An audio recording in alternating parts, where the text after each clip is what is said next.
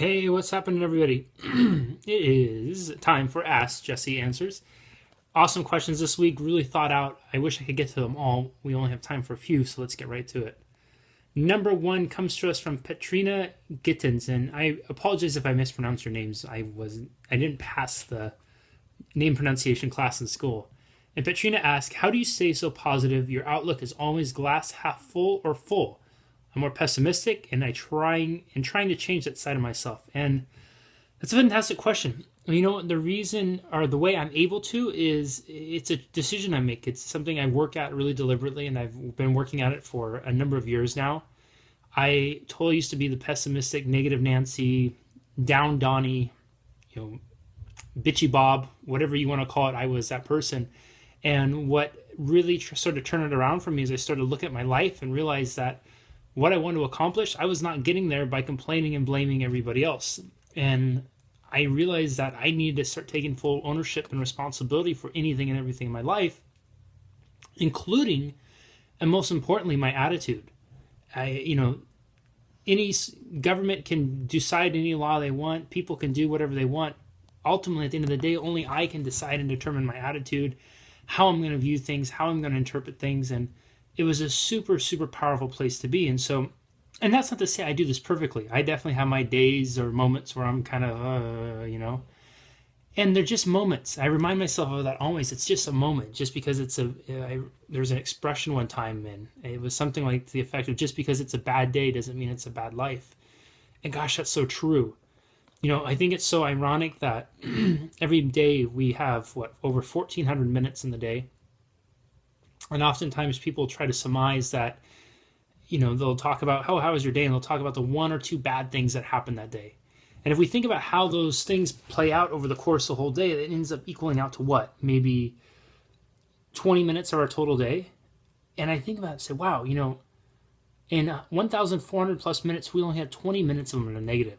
Meaning overwhelmingly 98+% of it was positive. That's awesome. So perspective is everything. And again, if you find yourself having trouble making that shift, remind yourself that you alone have the power to it.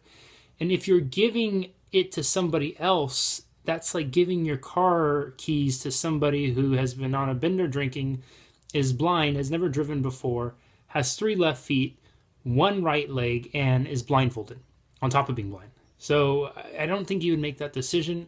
So think about that that way, okay? Number 2 comes to us from Sally Fields Diordi. And Sally asks, hi, Jesse. Not sure you can really answer this, but how do you know when it's time to retire? I love what I do. I've been doing it for 35 years. I'm only 53, but there are days when I could call it quits. I recently had a small heart attack and had a stent put in, but I'm feeling pretty good now. My husband would like me to slow down, just don't know the answer. First of all, Sally, congratulations at being at a place where you're considering that. And what I would advise you is the same I'd advise any of my clients, which is when making life transitions like that, I always encourage people to look at it from the heart. If you don't have the passion, the zest, the zazz, that you used to have for something, then I would say it's time to move on.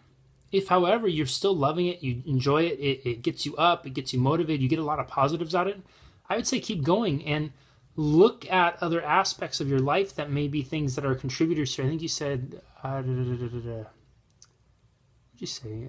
A small heart attack. So look at other things in your life that could be contributing to your health. Oftentimes, maybe it's an exercise, it's a nutrition, maybe it's incorporating in some meditation. I would look at incorporating other preventative things in there to do that, as opposed to eliminating the one thing that sounds like really still gives you a lot of joy. You love what you do. There's a statistic going around that says something to the effect that the average person dies within 3 years of retiring. I don't say that to alarm you at all. What I say is to hopefully inspire you, because sometimes we go into this retirement mode and we live our whole life for retirement. And then we retire and we realize we took the one thing away from our day that we built on, that we got our socialization from, that we got our passion out of, and all those types of things. So really take a inventory of your life and look at it and say, okay, what do you love the most? Do more of what you love the most. And if that means work, do that. And then what are the things that you could do and change and improve upon that could contribute to more positive health effects? Maybe it's exercising, it's eating better, It's taking a meditation, something to help calm the mind. Okay? That's all the time we have for this week. As always, thank you everybody for asking such fantastic questions. We'll do this post same time, same place next week, and I hope you found value in it. Love to read your comments. Please share them below. And as always, thank you for sharing. Okay, have a great week, everybody, and I'll see you next Monday. Bye-bye.